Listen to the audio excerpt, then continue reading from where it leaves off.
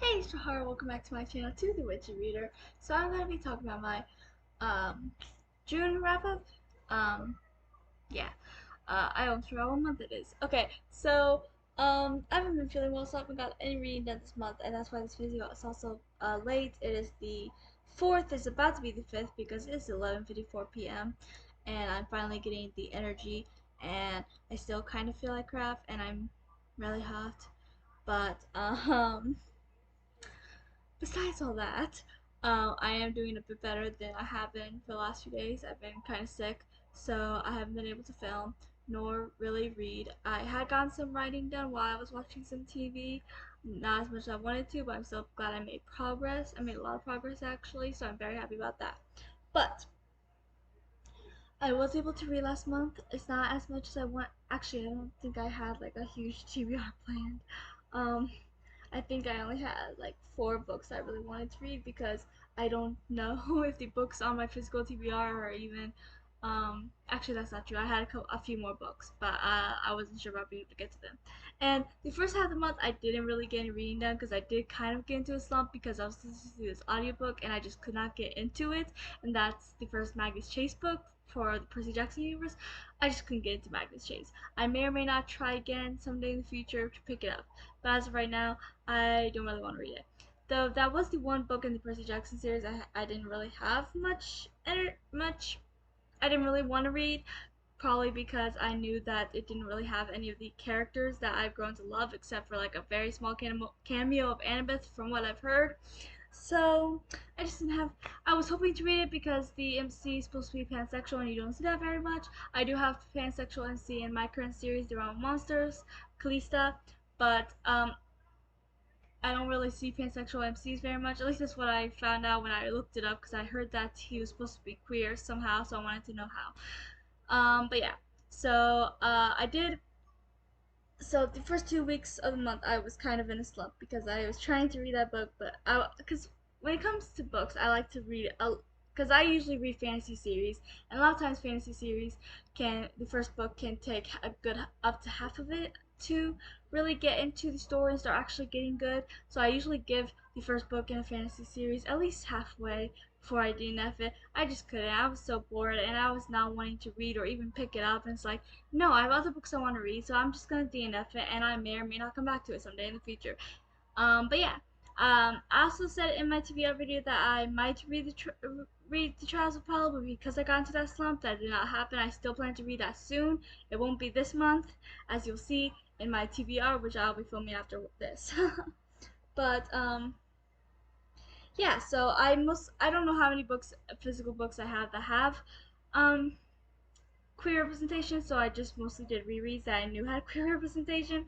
Um, so I reread Six of Crows and Crooked Kingdom,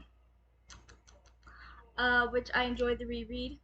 Sorry, my books are all messed up because, as you guys probably know about the fire that happened last September, uh, I wasn't able to save all my books. I was able to save a good portion of them though, but some that I did save kind of got ruined a little bit. But until I can get new books, I'm definitely keeping these because who knows when I want to reread like I did this month. So yeah, I probably will get new books eventually because they are kind of messed up now. But I enjoy the reread. I always do. For those of you that have not read it, which they're pretty popular, so I'm sure a lot of people will at least know of them. Um, Jesper and Nina are both bisexual. They're both two main characters. Wyland's also a main character, and he's gay. So, and Jesper and Wyland are my favorite couple in the Grishaverse. So, I always enjoy reading them. And yeah, so I really enjoyed this reread. It's in my top 5 favorite series of all time. For those of you that did not know, maybe I'll do a top 10 series one day. I only know what's in my top 5, so I have to look at all my series and be like, okay, so what's in my other top 5 for the top 10? But yeah, and I also reread Hocus Pocus and the New sequel. I tend to read this around Halloween normally. Um, I may or may not read it this Halloween because I did just reread it, but it'll depend on my mood, honestly, and how many Halloween-esque books I have to read during that time. We shall see. But um, I absolutely love this book. The sequel book I actually like more than the original movie. Don't come at me. Uh, and I think I prefer it just because the stakes are just so high, like so much higher than they were in the movie, and not to mention the queer representation. I cannot speak. It is midnight, so I cannot speak today. Um, but Max, it's 25 years later. Max and Allison's daughter Poppy is the main character, and is in her POV. It's about her best friend Travis, her frenemy, I guess, because they kind of end up friends, but they start out as enemies. It's this whole thing. Katie, who's actually the daughter of, I think his name was Jay. I think he was like the blonde guy of the bullies, of Max's bullies in the movie. Um, her, and then Poppy's crush Isabella, and they do end up together in the end. It's a really sweet scene, and I really like them. And like I said, I do prefer this book. I did not like the sequel movie they made. It was suck. It sucked bad. Um, but I love this book, and I still think they should have made the sequel movie out of this book. And I think a lot of people agree that have read this book. So if you like Hocus Pocus, I definitely recommend reading this, especially if you want to see queer representation in fantasy and with witches, because why not? Um, but yeah, it's really good. You also see Binks and Emily again, which is nice, and you also find out that there's a fourth Sanderson sister. Spoiler alert. But yeah, so I definitely highly recommend it if you like Hocus Pocus, or if you just want queer representation that involves fantasy and witches, because then there you go. Well, oh yeah, okay, so and then the last book I read was I actually received an ARC copy from a friend of mine. Uh, I've met on Twitter. Uh, he is one of the co-hosts in this uh, podcast on YouTube, the Book Slam podcast. I've been on there a few times, and I'm supposed to be on there again soon. I think it's the ninth. If the ninth is a Sunday, I keep forgetting this date of the ninth that I'm supposed to be back on there. No, I was right. Okay, the ninth. Uh, so yeah, so definitely check that out. Um, and I'm also supposed to be interviewing him. I want to say the 15th, so of this month. So there's a lot of content to be seen, and because I've been doing those other interviews, and his book is horror, which is a little outside of where I read, even though for those of you that do not know, I am a huge horror nerd. I love horror so much, but movies.